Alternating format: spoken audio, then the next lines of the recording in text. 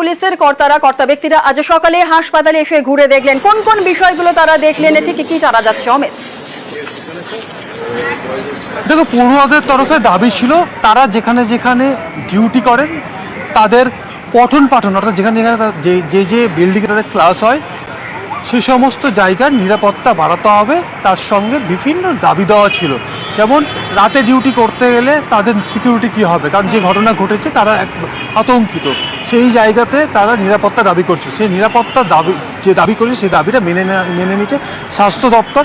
এরপরই পুলিশের সঙ্গে আলোচনা হয় এবং এই আরজিকর মেডিকেল কলেজের ভেতরের অংশে কোথায় কোথায় পুলিশ পিকেট বসানো হবে, কোথায় পুলিশ মোতায়েন থাকবে, কোন অংশে হাসপাতালের নিজস্ব নিরাপত্তারক্ষী থাকবে, পুরো বিষয়গুলো আজকে সকালে কলকাতা পুলিশের এসিপি পদমর্যাদার একজন আধিকারিক তিনি বিভিন্ন জায়গায় তারা ঘুরে দেখেন।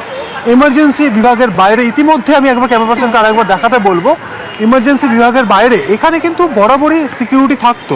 সেক্ষেত্রে কলকাতা পুলিশের তরফে যে আউটপোস্ট রয়েছে ঠিক এর ভেতরেই সেখানে সিকিউরিটি থাকতো, কিন্তু এই গেটে কলকাতা পুলিশ মোতায়েন রয়েছে। তার ভেতরের অংশে নীল পোশাক পরে রয়েছে দেখা যাচ্ছে, সে আছে একজন, তিনি হচ্ছে হাসপাতালের নিজস্ব সিকিউরিটি।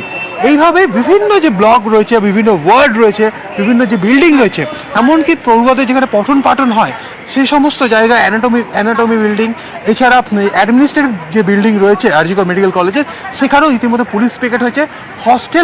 হস্টেলের যে অংশ রয়েছে সেখানেও পুলিশ রয়েছে, মহিলা পুলিশ মোতায়েন করা হয়েছে। সব মিলিয়ে নিরাপত্তার তারা যে দাবি তুলছিলেন সেই দাবিটা মেনে নেওয়া হয়েছে।